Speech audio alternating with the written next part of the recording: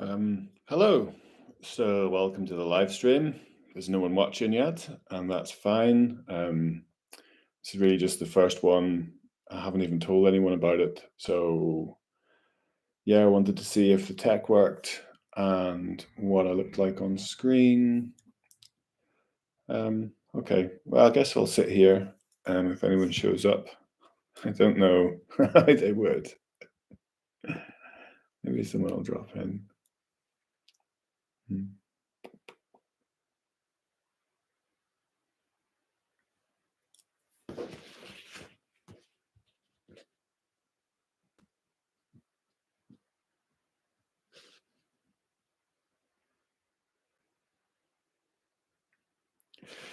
Yeah, I thought that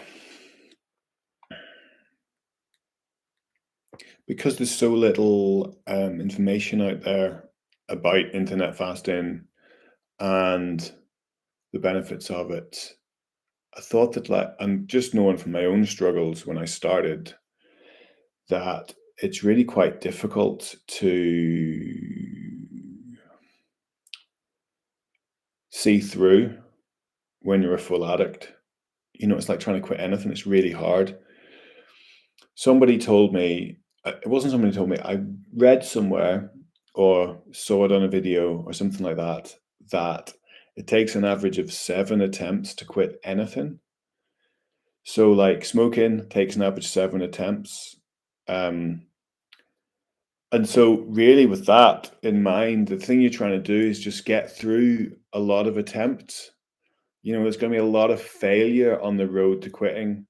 Some lucky people are obviously able. The thing with averages is some people it takes 1 attempt, some people it takes 30 attempts. And the thing with so what you're really looking at is this idea of like getting through like a number of attempts at coming offline and being comfortable with it. And the more that you do it, the more comfortable you'll feel.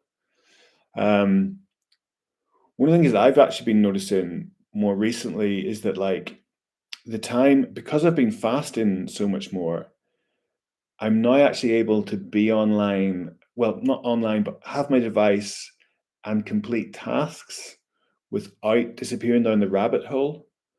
So, for example, yesterday I spent most of the day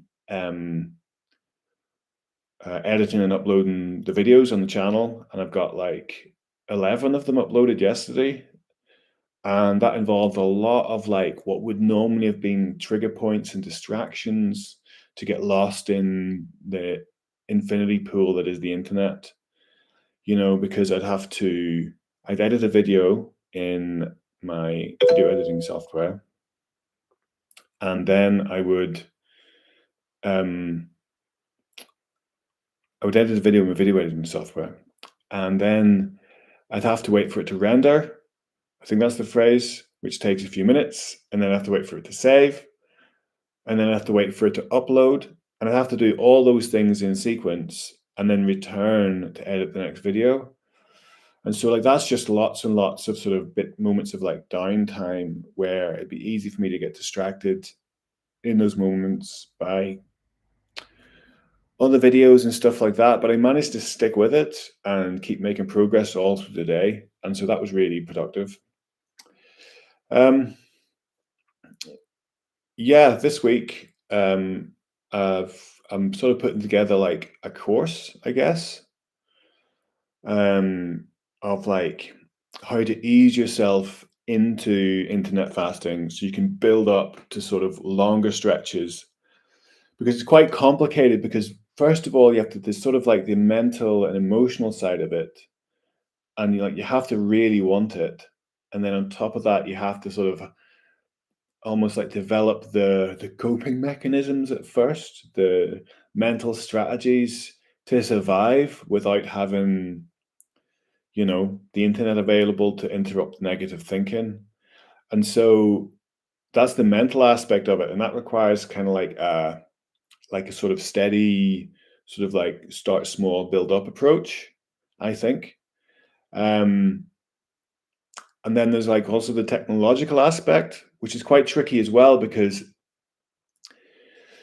it's very easy to sort of like half block the internet. right?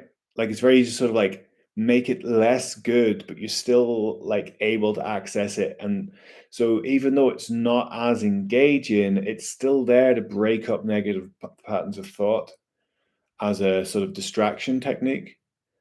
And so with that in mind, you have to sort of like bit of trial and error with the tech, and like you might have to buy like a time release lockbox. That was what I needed. That was the big game changer for me.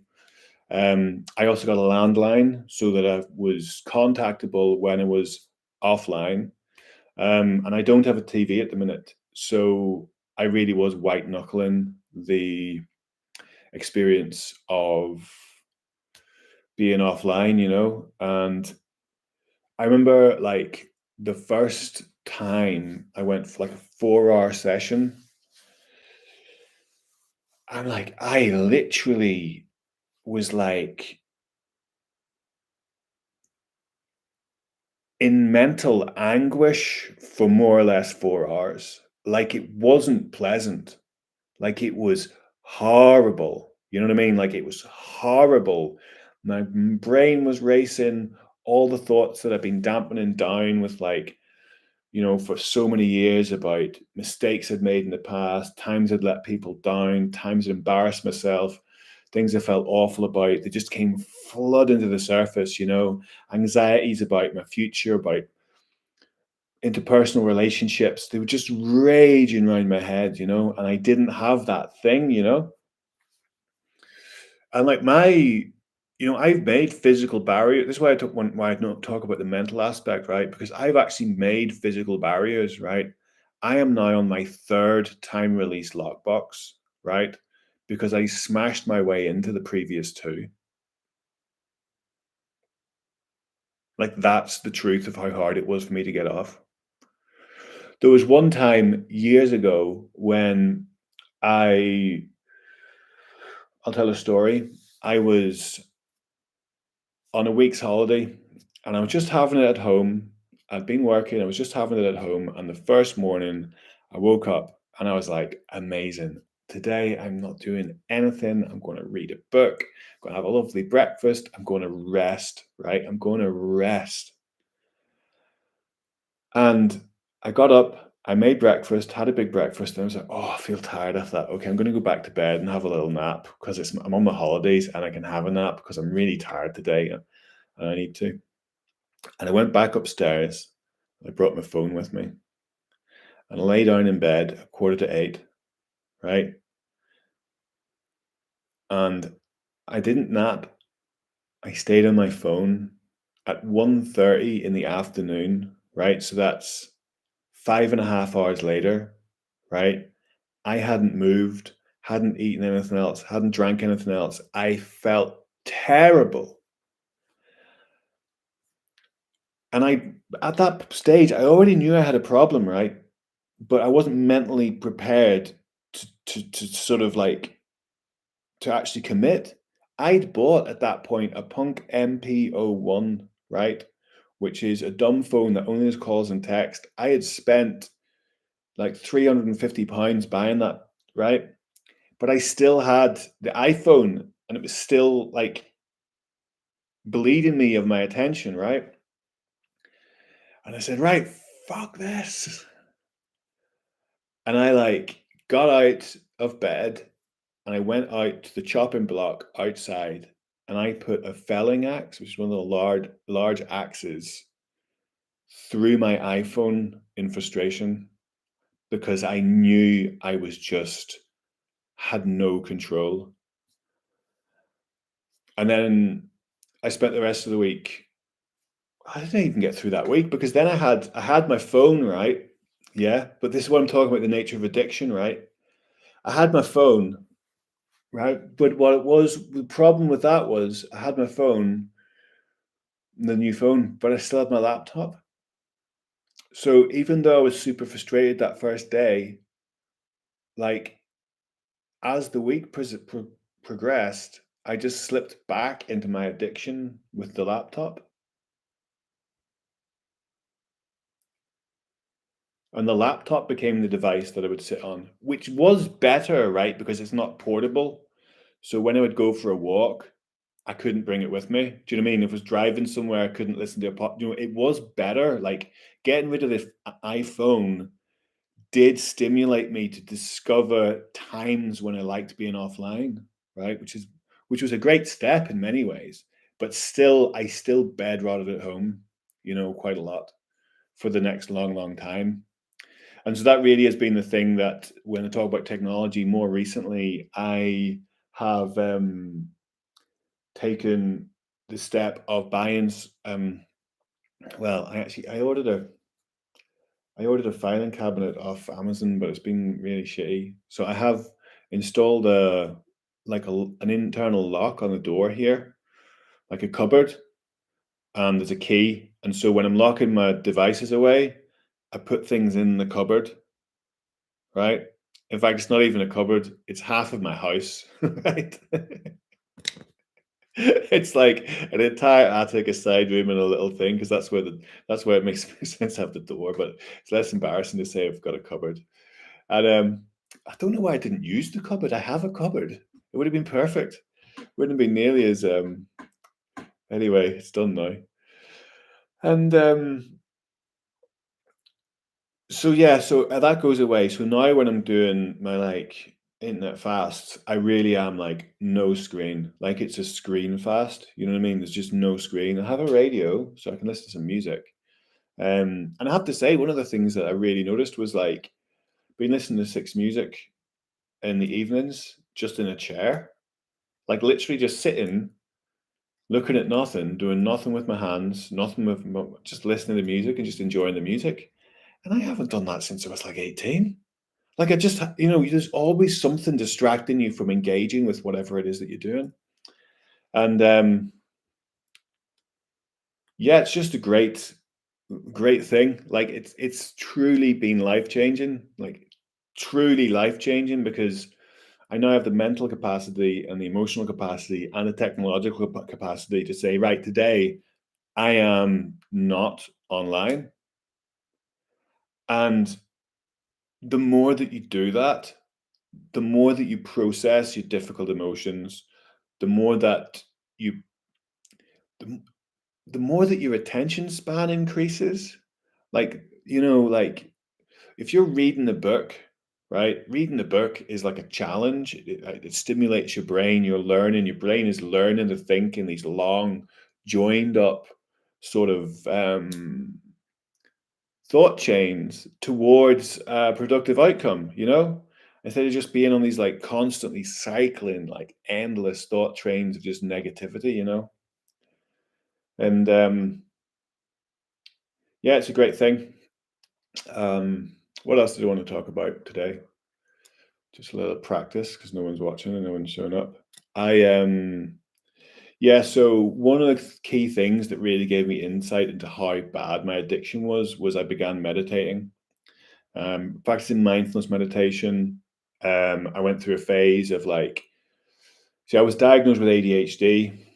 Now I was diagnosed with ADHD when I was a child. Not no, wasn't diagnosed when I was a child, but in secondary school, I got extra time in my exams. I wasn't diagnosed then until I was about 38 or something like that, 37, 38. But I watched a lot of TV when I was a child, so take that for what it is. I We know from statistically that the average attention span has dropped from 2.5 minutes in the 1970s to 49 seconds now, right?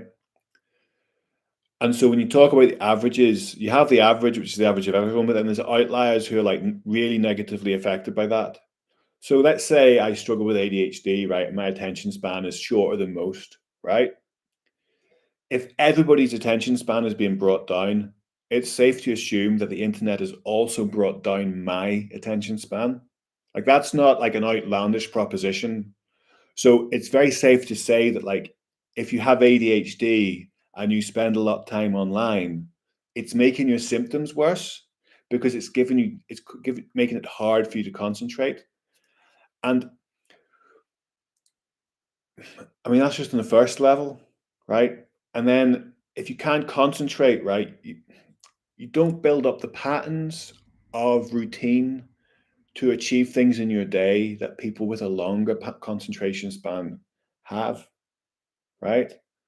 Because like if you think about like something like a task like cleaning the kitchen, right? It's actually one large task, clean the kitchen, divided into a subsection of all these other little tasks, right?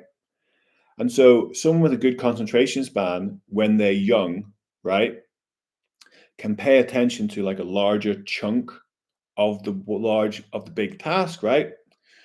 And so the way that we learn is we take things, say we're learning a comp, I'm stepping out to come back, right? But say we're learning the guitar, right? We have about 15 minutes of focus, right? And we'll be learning this complex thing, right? And our brain apparently can take, they reckon, this, I did a course called Learning How to Learn. This isn't just coming out of nowhere I think it was distance learning from Cornell Uni or somewhere like that. And what they said was that basically our brain can handle 4 discrete chunks of information at one time, right? And so when we are focusing really hard, we can pay attention to like, one hand here, one hand here, yeah. The rhythm might be another chunk, and the scale might be another chunk, right? So you've got one hand, two hand, scale thingy, right? Yeah. So you've got 4 chunks, right? And basically what happens is you can focus for about 15, 20 minutes really well. And then your brain starts to sort of disconnect. And when it disconnects, what happens is it begins to form the 4 chunks that you were dealing with, right, into one discrete chunk, right? So then the next time, and then over time, these 4 things that you focus on chunk together into one discrete piece of like information that your brain can handle. And then once it's handled that bit, you can then focus with that bit sort of subconsciously there as a chunk, and then do. So once you've learned the guitar bit, right? Once you've learned how the guitar can go, then you can start thinking about singing or lyrics, right? Does that make sense? And so the more proficient you get at guitar, the guitar's all chunked into one, and then the singing, the lyrics. And that's why when you go out to play live, guitar live, all of a sudden it's a different thing because you have to, the fact that you're live is another chunk of information. So you have to be really tight on what you're doing in order to deal with that new chunk. So that's how we learn. And then if you want to think about like constructing the routine task that is cleaning the kitchen, right? You do things generally in the same order each day, right? Now, if you have ADHD, you can't get as far through that order, right? To practice it each day. So it's like harder for you, right? Do you know what I mean? It's harder for you. So when you are, but you can still learn it. It just takes longer, right? But it's really frustrating because you have to stay like on task. So like the thing is that when you get distracted in the middle of the task, you don't learn the routine. So then it doesn't get easier. So then you can't get to the place where you are absent-mindedly cleaning the kitchen while singing the song, listening to music, and thinking about something else. Because it's not automatic for you to clean the kitchen. That's what I think normal people can't get when it's something like cleaning your house, right? For them, cleaning the kitchen is an automatic process that they can do while they are, I don't know, processing, watching something, listening to something, talking to someone, having a phone call. Do you know what I mean? They can just do it all naturally, right?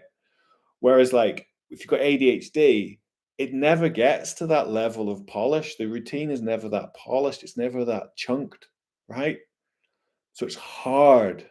It's hard to get through. And so here we have with internet fasting, right?